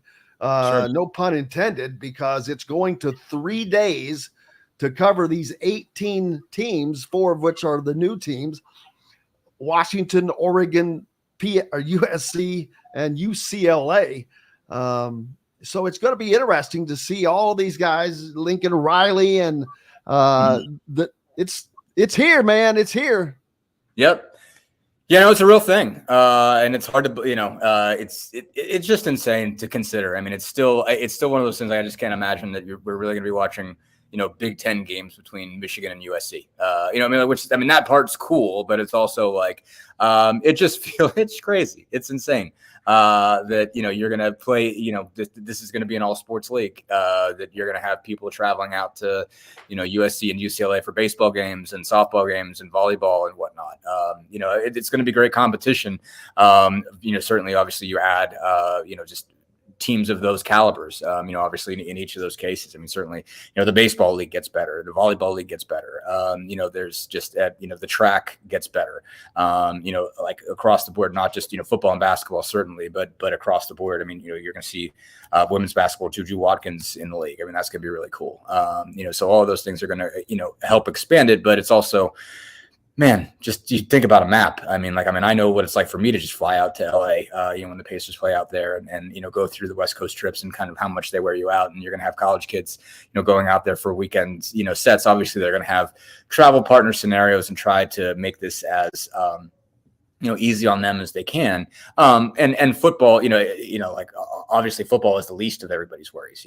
That's one game that they make it out for and they come right back. I mean, obviously in the cases of a lot of these other teams, are going to have to go out there for a while and spend some time out there. And it's going to be interesting to see just how it's pulled off, the effect on athletes, what that's going to be like. It's just strange. And it's just also, it's amazing that we couldn't, that things got in such a direction that the Pac-12 couldn't keep itself together. It's like, it's almost critical considering the way the country's set up, that you have, a functional Western league out there so that they can play each other and they don't have to, go across the country to go play Rutgers. But it's going to be wild. And obviously it is moving so fast, and I feel like every football season is going to be vastly different from the one before. Yeah, and maybe the biggest news coming out of Oregon regarding basketball, and that they're getting rid of that god-awful court that they've had for so long. That was an eyesore. I don't know whose idea that was or why it was able to last. You do know whose idea it was, and you do know why. Nike, I'm sure. Whether it was his idea or whether it was his design, nothing happens in Oregon that Phil Knight does not approve. Exactly. I'm sure he paid for it. At least implicitly, yes, he has paid for everything over there, and that's what happens when you own a bajillion-dollar company. Exactly. Man, I'm glad that it's going away. Oh my God, that was so rough to. And I didn't. Do you not think they're going to have something equally weird? I mean, like it's not like they're. I mean, you think it can't be worse, but it can be worse. It can certainly be worse. Now, they'd be shocked if they don't bring 4 or 5 different courts in and just keep rotating them like they do uniforms. Possible. It might be. Yeah, it's I mean, the NBA is like that sometimes. But I mean, they're like that's what they've decided to do. Is they're the school that tries things with all of its aesthetics, and they're Nike, so they can do it. And so I mean, some of it's really cool. There are Oregon jerseys I really like. There are Oregon jerseys I really don't like. So that's kind of what it is. They're going to appeal to you in some ways and not appeal to you in others. And I mean, it's better than it used to be. I mean, like you look back, and I remember when I didn't even realize there was an Oregon until they played Penn State in the Rose Bowl that year. It's the first time Oregon wasn't even a remotely big deal in my memory. And those jerseys then were horrendous. So I mean, whatever they've done now since then is a drastic improvement from that. So they're ultimately better off having what they have. But yeah, they make some shaky decisions sometimes. Well, when all is said and done, the new floor at the Matthew Knight Arena will be among the most expensive college basketball courts in the nation, and somewhere between 3 to 4 times more expensive than the average basketball court at the NCAA level. The process of redesigning an average basketball court takes approximately 10 days. This could take upwards of 30. The reason is because of the detail of the design, of course, and the time that it takes to incorporate all the intricacies. I think that I see a duck going down there. No, seriously, they've sanded the floor off. It's right. That horrendous part is gone, but I see them penciling in what looks like a big old duck head, which takes up basically a little over half the court. So it goes past the 3-point lines, is what you're saying? Like it's the logo. Well, the duck head is on one complete side of the court, and the bill kind of extends past the center court line. I see. Okay, so it's kind of diagonal. I get it. All right. Sure. But the goal of the redesign is to lighten up the image. It wasn't light enough before. Ultimately, while things looked bright and relatively pleasing to the eye in person, the television product of games at Matthew Knight Arena often let a lot to be desired, with the dark brown trees darkening the picture. So that's obviously why they're doing this. It's horrible. Maybe it looks okay in person. I don't know. But on TV, it does not. It looks like you've got a contrast issue with your TV, and you want to mess with it. Right. So that'll be interesting to see. But we'll get to see plenty of it. There's no doubt about that. As the Big Ten, they joined the Big Ten, and they'll be playing their Big Ten schedule. So we'll be watching it. Yeah. So yeah, we've got all those wackiness out there. Then you come in and you play the old traditional places like Indiana and Purdue, and that have just courts, man, just basketball courts. These are just basketball courts. Let's see. The College World Series wraps up tonight with Tennessee and Texas A&M. So that will be put in the books. I'm shocked that this is still going on. It just seems like it's lasted forever. The College World Series, but they stretch it out for TV like everybody else. They've got to get their TV time in. Get their games in, get their ads the sold ads aired on TV. So there's that. But that is tonight. So we've got that to look forward to. And let's see, 6 protesters. We're waiting for Dustin to jump back on here with us in a second. But 6 protest. Yesterday was the Travelers golf event, PGA golf event, won by Scotty Scheffler, no less. Again, this dude is just crazy on fire, man. It is nuts. But 6 protesters stormed the 18th green yesterday. This is before I wasn't watching live, so I didn't see this, but I don't think it was Scheffler's group that was on there, was it? He hadn't quite made it there, but one of the golfers said that he was scared, didn't know what was going on. And I don't blame him. I mean, you have to think back to what was the tennis player's name that got stabbed in the back? Daggone it, German tennis player. It's been so long, I've forgotten her name, but yeah, I mean, it was nuts. They're storming the 18th green for climate control. Okay, you're an idiot. Just go straight. Here's your go straight to jail card. You're just an idiot. So that's crazy. But what are you going to do?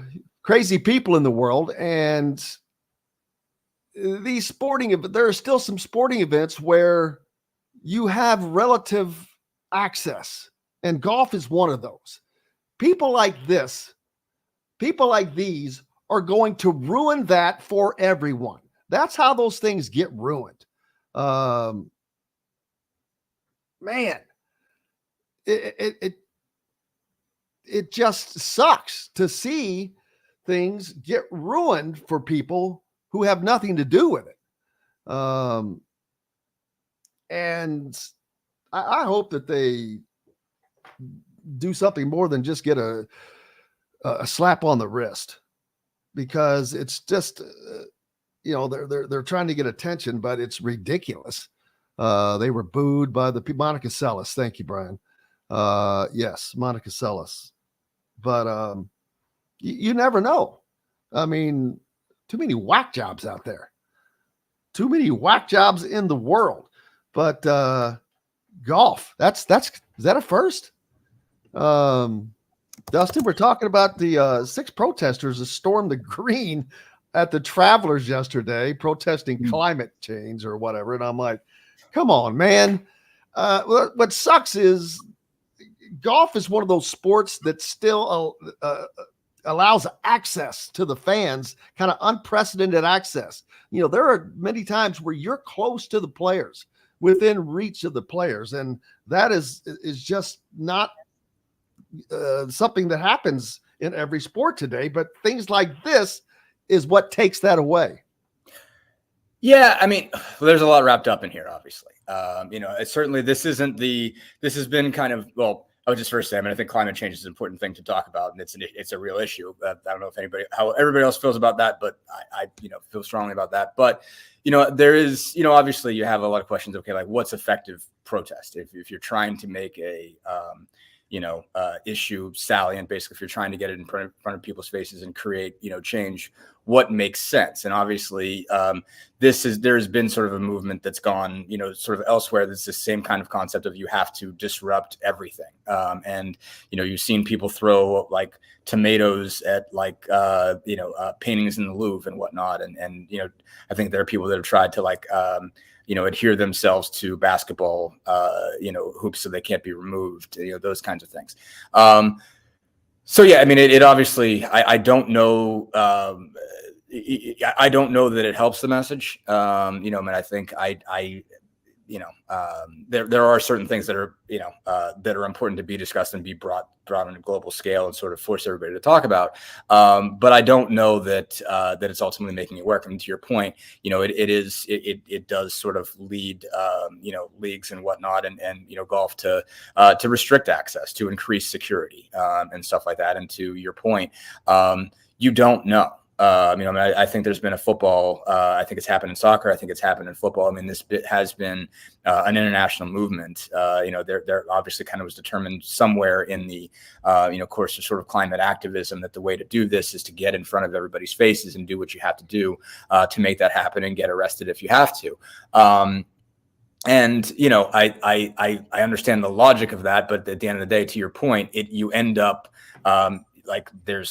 there's a cost associated. You're asking yourself, okay, like why, I think a lot of people will sort of look at it and say, okay, what is your purpose here? Are you really, do you really think you're moving the needle here? Like, do you really think even if I'm on the side of it, you're messing with something I enjoy? Like, what are you why are you doing this? So I think there's a lot to be asked. And to your point, if that is what leads to a more secluded environments. You won't have a situation where, the PGA asks itself if it's doing enough for climate change. What you'll, find is the PGA is asking itself, what does it have to do to better protect, its athletes? And basically, whenever you have somebody out there and they don't know what somebody's going to do when they run out on a court or on a field or something like that, you've obviously seen what happened going back to the Malice in the Palace, back in 2004, that, basically when you have people run on the court and on the field, like you kind of have to presume that they're a threat, in some way, shape, or form. I remember Monica Seles, and so obviously this has happened over decades and whatnot. And so, I understand the desire to protest. I understand the desire to make it a salient issue and get it in front of everybody's faces and not have everybody ignore it anymore. But I do think that, like to your point, what is ultimately counterintuitive, what is ultimately kind of hurting your cause. So, that's a big question that these, that they have to calculate. And so, I think there can be certainly among the activist, kind of group of people that I've spent some time around, that sometimes you can be a little bit extreme when there's not necessarily somebody checking you. It's just sort of like upping the ante a little bit. And it's sort of anytime that you're trying to move the needle and change things, you're in that position of, okay, what's not enough and what's too much. You got to make that calculation in terms of like what's actually going to work for you, because doing nothing doesn't help.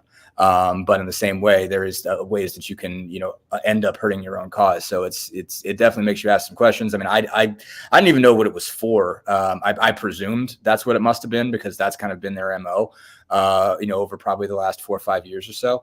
And I didn't know.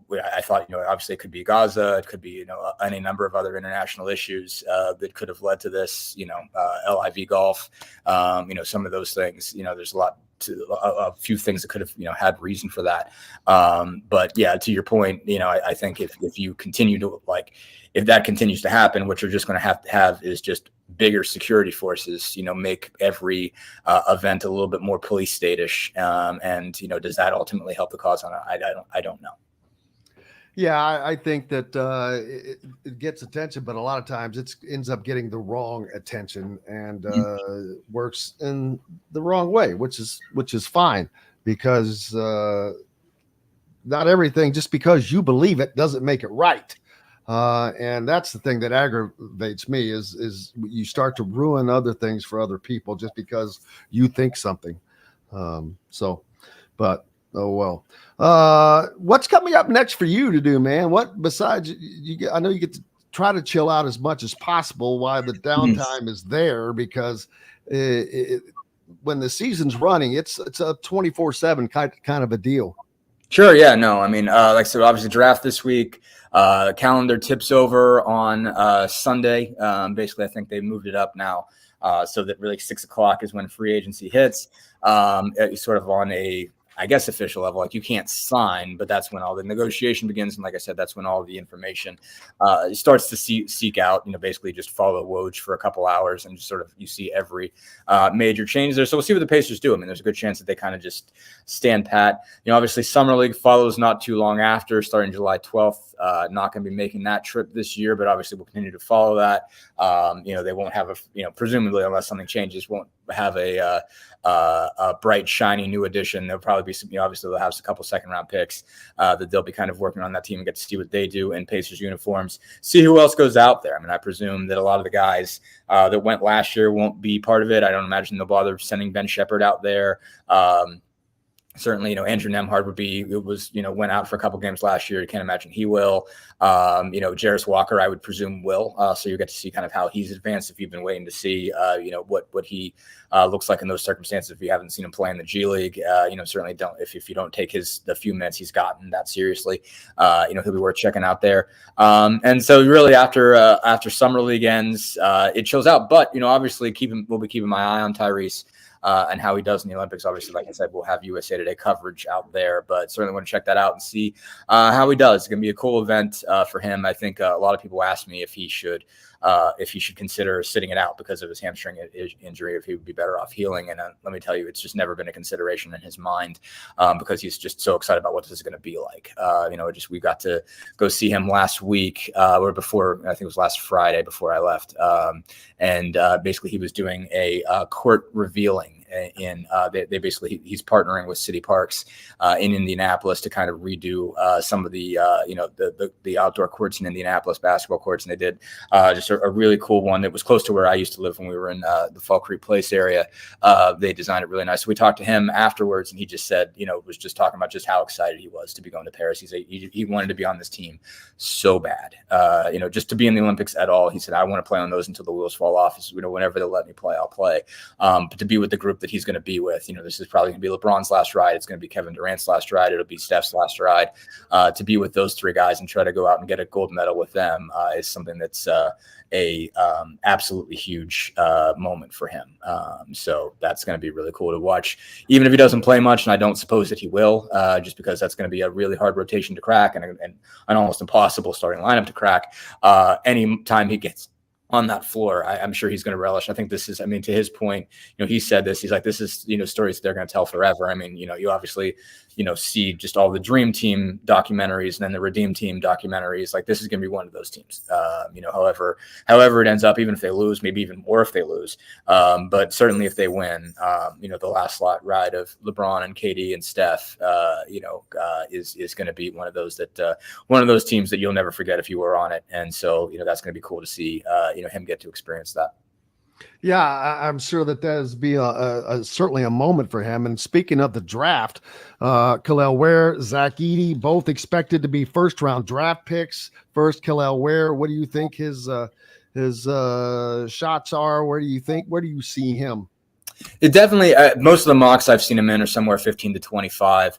And it's interesting, obviously, both of them are, sort of total opposites in terms of, what you think of as centers. Kel'el Ware, looks like more of the, what has become the standard in the league as it's become more spaced out, kind of taller, skinnier guy who can shoot threes. Obviously, the Celtics had one of those, Kristaps Porzingis, and when he wasn't dealing with his calf or other injuries, you saw the value of that as a guy who can, block shots at the rim, but also shoot threes. Miles Turner is certainly in the same general mold. And then you have Edey as a guy that's obviously certainly more back to the basket. But they still have guys like him, the Yusuf Nurkic and Jonas Valanciunas. You think of that as a buy.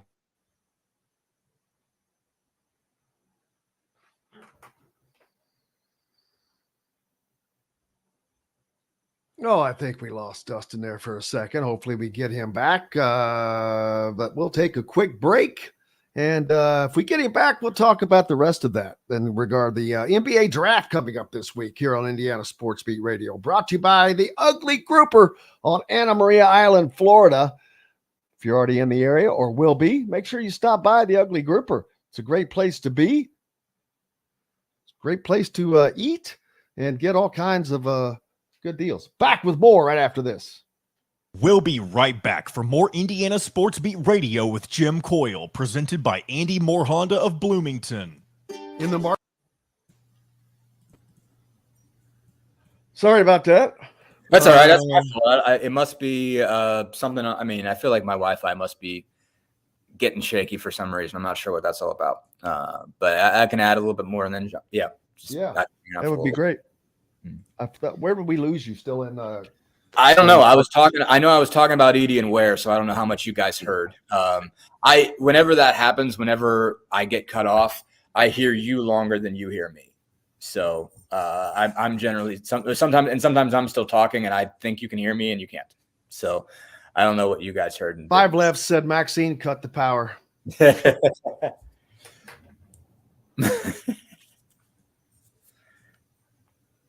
She thinks I'm talking too much. She's got too many messages. She's like, what about me?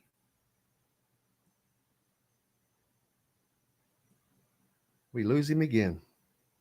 Did we? Yep, we did. Son of a bitch.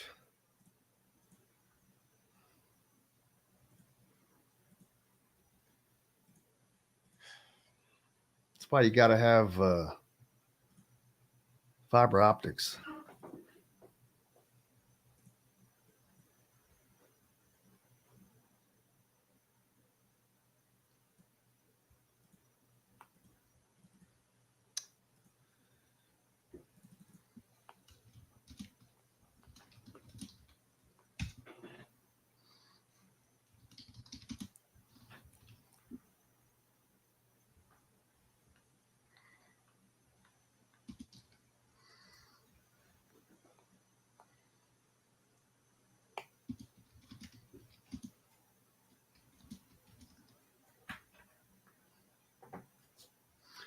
What do we got? Let's see. We'll have like 14 minutes left.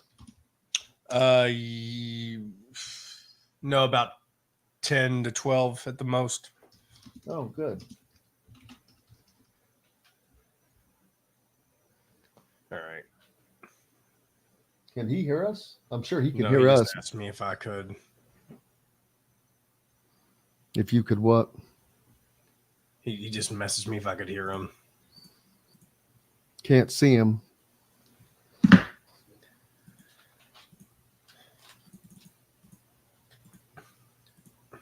All right, here we go. Selection of in-house made products around and everything you need to make a gourmet meal at home.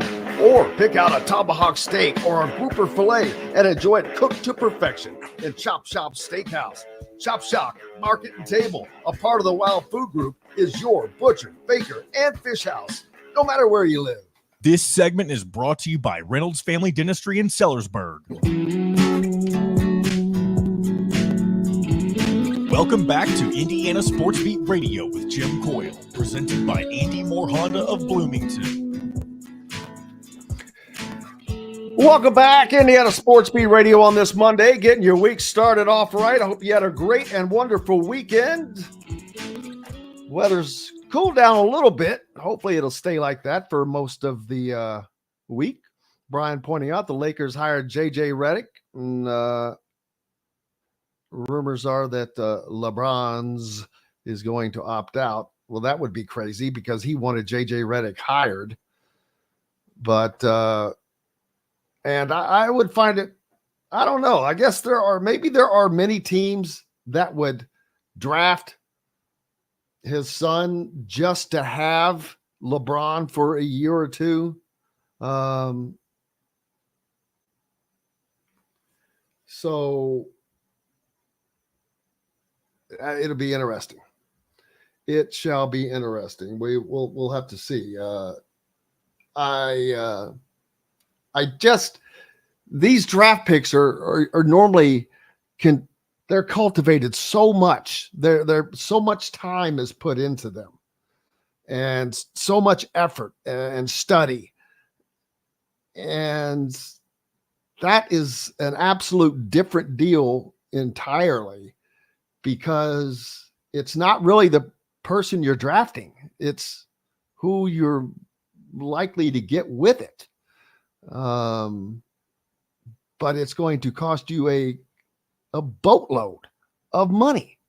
So, and I just don't know how it could be worth it. But like I said, I'm not a GM, and maybe there are just teams that feel that it's more than worth it to have that notoriety, more to have that effect, the LeBron effect, which how much does that still, how strong is it still? I mean, I don't know. I mean, I wouldn't. I guess if someone would say, hey, I'll give you tickets to go see a LeBron game, I'd go just to say I'd seen him play, but I'm not going out of my way to buy tickets for that, or to try to go to a game just because of that. So, but that's just me. There are plenty of other people who have completely different opinions. So, Ryan says one rumor has LeBron going to Golden State. I don't see him going far from California right now. Brian also thinks that he had no say in J.J. Redick being hired. I don't know that that's true. I don't know that that's true, but it's weird when you hire a coach that has zero experience. I mean, they've gone from being an organization of the logo, Jerry West and Magic and Showtime and Kobe, and it's all these great things. And so is it going to end with a little weirdness? I mean, are you going to draft Bronny just to keep LeBron? what does keeping LeBron do for them? They got destroyed. If they're serious about being a good basketball team, what does drafting Bronny to keep LeBron do? I don't know. It's crazy, but that's how it works, man. When you have that kind of sway, you can do whatever you want. But it will see who goes first, Khalil Ware or Zach Edey. Just curious. Like Dustin Dopirak said, they're both in the same boat as far as in the 15 to 25 spot, right outside of the lottery in the first round, and completely opposite players. One is nothing but post up and just a giant. The other one is going to need to put some more weight on, but he has a game in which he can step out. He can shoot the three. He's 7 foot. I agree that I think that Khalil Ware has more skill and more upside. I think that while Edey will last, I don't think his body's going to break down. He hasn't had any injuries. He's been pretty solid in that regard. At the same time, he's also he's not what you would call quick athletic, where Trace Jackson Davis is able to do what I didn't think that he would be able to do, because he's a similar player as Zach Edey, except for he's athletic. He has more skill, overall skill. I think. But that's not to say that Zach Edey can't work his butt off and get that some way, lose weight. He's gonna have to get quicker. There's no doubt about that. You're gonna have to be quicker. He's gonna have to be quicker. But we shall see. Of course, a lot of people on here think it will be Khalil Ware, but that's a lot of people are on here are biased towards an Indiana player, and I get that. It's going to be interesting. Regardless, I'll tell you this, they're both going to be millionaires. So I'd take it. I would take it. Long-time NHRA, National Hot Rod Association racer John Force, who's 75 and still going at it, is alert after a fiery crash. Man, this dude, he's 75 and still racing, doing things that 30-year-old guys are doing. He's double the age of virtually everybody he competes against. That's pretty amazing. Auto sports of any kind takes reflex, and to be 75 and still have that kind of reflex and skill, hand-eye coordination, that's amazing. That is amazing. But thinking about him, I hope he gets better. I talked earlier about Illinois landing a 5-star, that not only do they land a 5-star, they do so over Alabama, Arizona, and Kentucky. That's a big time get. Will